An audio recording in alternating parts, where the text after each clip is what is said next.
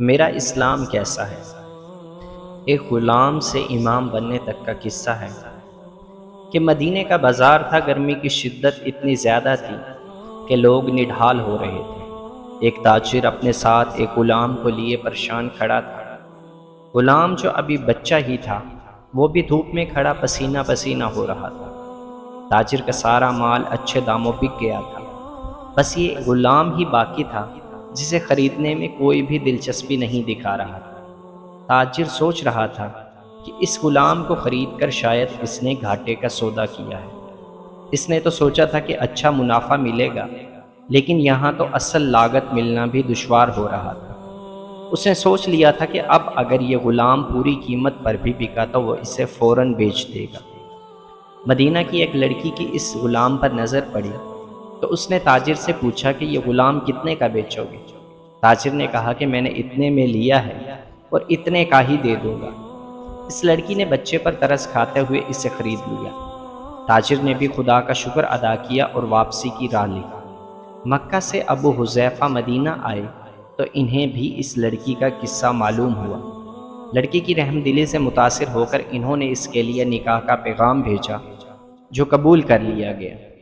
یوں واپسی پر وہ لڑکی، جس کا نام سبیتہ بنت یعار تھا، ان کی بیوی بن کر ان کے ہمراہ تھی، اور وہ غلام بھی مالکن کے ساتھ مکہ پہنچ گیا۔ ابو حذیفہ مکہ آ کر اپنے پرانے دوست عثمان ابن عفان سے ملے تو انہیں کچھ بدلا ہوا پایا اور ان کے رویے میں سرد مہری محسوس کی۔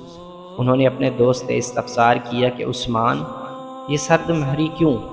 تو عثمان بن عفان نے جواب دیا کہ میں نے اسلام قبول کر لیا ہے اور تم ابھی تک مسلمان نہیں ہوئے، تو اب ہماری دوستی کیسے چل سکتی ہے؟ ابو حذیفہ نے کہا، تو پھر مجھے بھی محمد صلی اللہ علیہ وسلم کے پاس لے چلو اور اس اسلام میں داخل کر دو جسے تم قبول کر چکے۔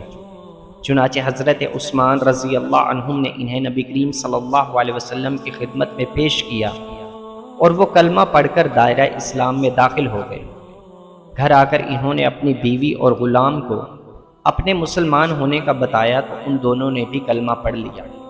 حضرت حذیفہ رضی اللہ عنہم نے اس غلام سے کہا، چونکہ تم بھی مسلمان ہو گئے ہو، اس لیے میں اب تمہیں غلام نہیں رکھ سکتا، لہٰذا میری طرف سے اب تم آزاد ہو۔ غلام نے کہا کہ آقا، میرا اب اس دنیا میں آپ دونوں کے سوا کوئی نہیں، آپ نے مجھے آزاد کر دیا تو میں کہاں جاؤں گا؟ حضرت ابو حذیفہ رضی اللہ عنہم نے اس غلام کو اپنا بیٹا بنا لیا اور اپنے پاس ہی رکھ لیا۔ غلام نے قرآن پاک سیکھنا شروع کر دیا اور کچھ ہی دنوں میں بہت سا قرآن یاد کر لیا، اور جب وہ قرآن پڑھتے تو بہت خوبصورت لہجے میں پڑھتے۔ ہجرت کے وقت نبی کریم صلی اللہ علیہ وسلم سے پہلے جن صحابہ نے مدینہ کی طرف ہجرت کی، ان میں حضرت عمر رضی اللہ عنہ کے ساتھ حضرت ابو حذیفہ رضی اللہ عنہ اور ان کا یہ لے پالک بیٹا بھی تھا۔ مدینے پہنچ کر جب نماز کے لیے امام مقرر کرنے کا وقت آیا تو اس غلام کی خوبصورت تلاوت اور سب سے زیادہ قرآن حفظ ہونے کی وجہ سے انہیں امام چن لیا گیا، اور ان کی امامت میں حضرت عمر رضی اللہ عنہ جیسے جلیل القدر صحابی بھی نماز ادا کرتے تھے۔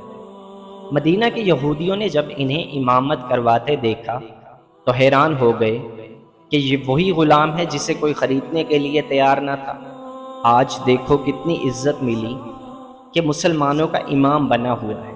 اللہ پاک نے انہیں خوش آواز اس قدر بنایا تھا کہ جب آیات قرآنی تلاوت فرماتے تو لوگوں پر ایک محبت طاری ہو جاتی اور راہ گیر ٹھٹک کر سننے لگتے۔ ایک دفعہ ام المومنین حضرت عائشہ رضی اللہ عنہا کو رسول اللہ صلی اللہ علیہ وسلم کے پاس حاضر ہونے میں دیر ہوئی۔ آپ صلی اللہ علیہ وسلم نے دیری کی وجہ پوچھی تو بولی کہ ایک قاری تلاوت کر رہا تھا، اس کے سننے میں دیر ہو گئی، اور خوش الحانی کی اس قدر تعریف کی کہ ان حضرت صلی اللہ علیہ وسلم خود چادر سنبھالے ہوئے باہر تشریف لے آئے۔ دیکھا تو وہ بیٹھے تلاوت کر رہے ہیں۔ آپ صلی اللہ علیہ وسلم نے خوش ہو کر فرمایا، اللہ پاک کا شکر ہے کہ اس نے تمہارے جیسے شخص کو میری امت میں بنایا۔ کیا آپ جانتے ہیں کہ یہ خوش قسمت صحابی کون تھے؟ ان کا نام حضرت سالم رضی اللہ عنہم تھا۔ جو سالم غلام ابو حذیفہ رضی اللہ عنہم کے نام سے مشہور تھے۔ انہوں نے جنگ معطا میں جام شہادت نوش کیا۔